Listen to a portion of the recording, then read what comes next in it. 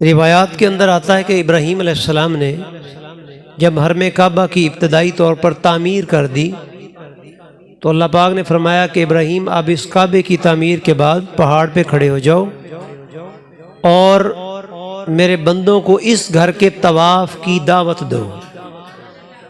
तो इब्राहीम अलैहिस्सलाम ने जब बावाज़ बुलंद अल्लाह के घर के तवाफ़ के लिए निदा दी, आवाज़ दी,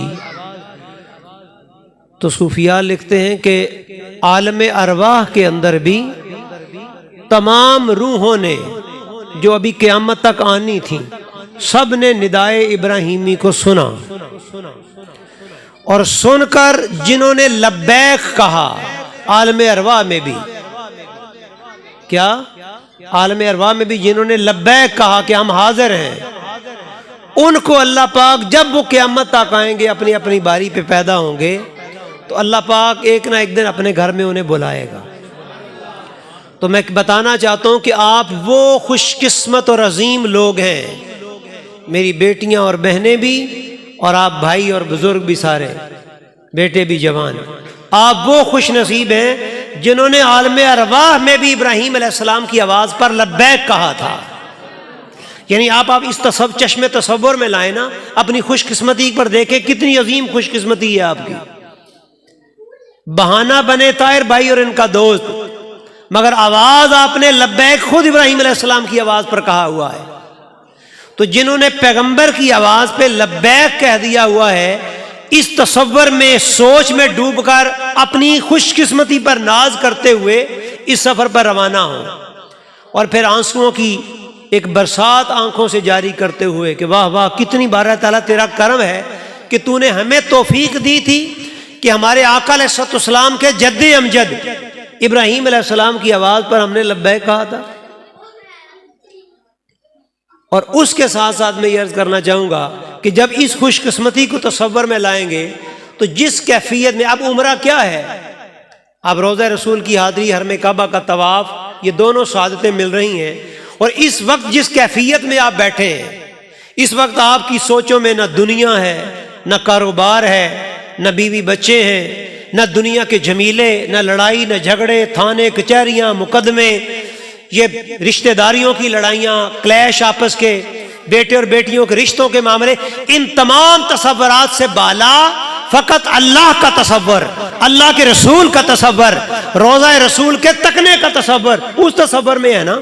तो जब तसव्वुरात सूफिया कहते हैं कि ये नेक हो जाएं, मुस्बत हो जाएं, पॉजिटिव हो जाएं तसव्वुरात, तो इन तसव्वुर पाकीज़ा तसव्वुरात में रहने को ईमान कहते हैं। ये बंदे को अल्लाह की कुर्बत देते हैं।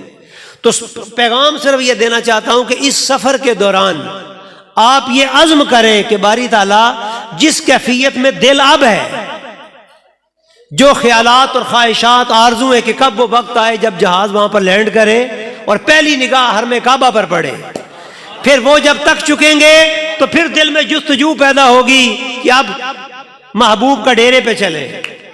तो ये जो तसव्वुरात अब है, अज़्म ये करना है कि जब वापस पलट भी आएंगे तो दुआ ये करके आएंगे कि बारी ताला ये तसव्वुरात हमसे न छीन, अब हमें महबूब के ख्यालों में ही रख, महबूब की वफा में ही जिंदा रहने की तौफीक दे।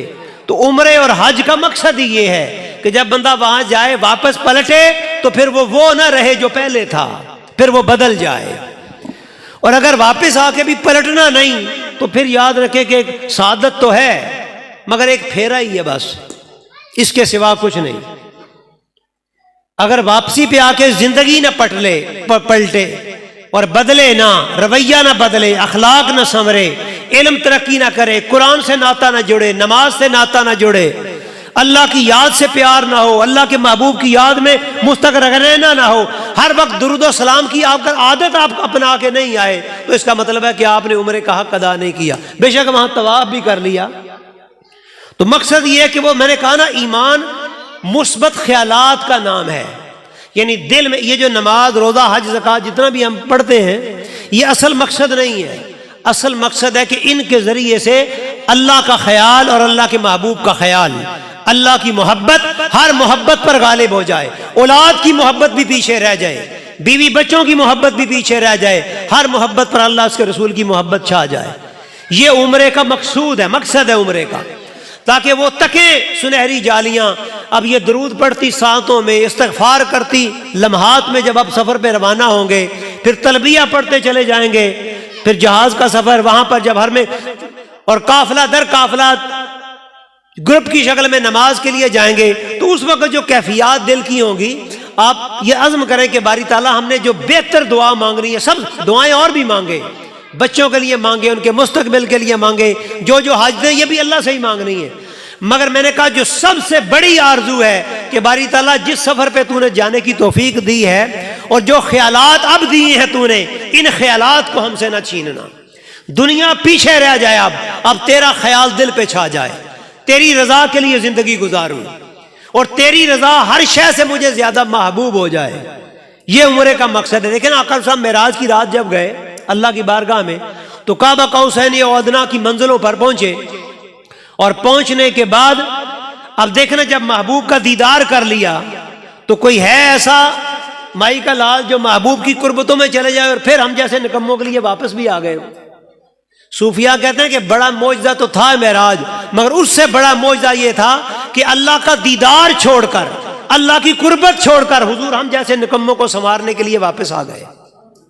एक मर्तबा भी अर्ज नहीं किया कि बारी ताला ये कुर्बतें जो तूने अता की हैं और तुझे तकने की जो लज्जत मिली है तेरी कुर्बत में, सोहबत में, तेरे जलवों में जो मुझे कैफ मिला है, अब ये कैफ वापस तो ना ले। एक बार भी अर्ज नहीं की।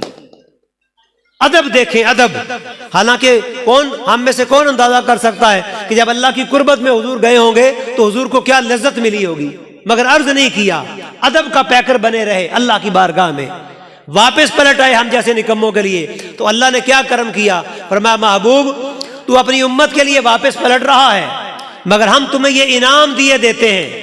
जब आका ने अर्ज किया ना अत्तहियातु लिल्लाहि वस्सलावातु वत्तय्यिबात, कि बारी ताला तेरे लिए इज्ज़ का, इनकिसारी का, ज़ाहिरी बदनी इबादत का तोहफा लेके आया हूँ। तो अल्लाह पाक ने फरमाया अच्छा महबूब मेरी बारगाह से ये तोहफा ले जा, अस्सलामु अलैका अय्युहन नबी।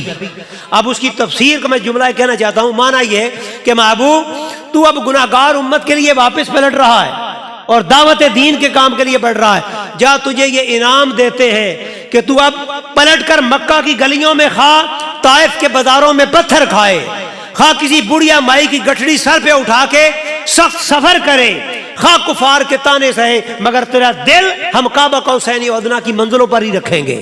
तुम्हें वो लज्जतें दुनिया में ही देंगे, तू महसूस करेगा कि मेरा दिल अभी भी काबा कौसैन और अदना की मंजिलों पर है। तो उसका फैज आका ने अता किया अस्सलातु व मेराजुल मोमिनीन कह के।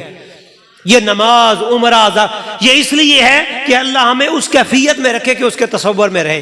तो उम्रा बहुत बड़ी सादत है, बहुत बड़ी सादत। इसको आके जाये ना करने का माना यह है कि आके फिर अल्लाह की फरमा बरदारी में ही जिंदगी गुजारनी है।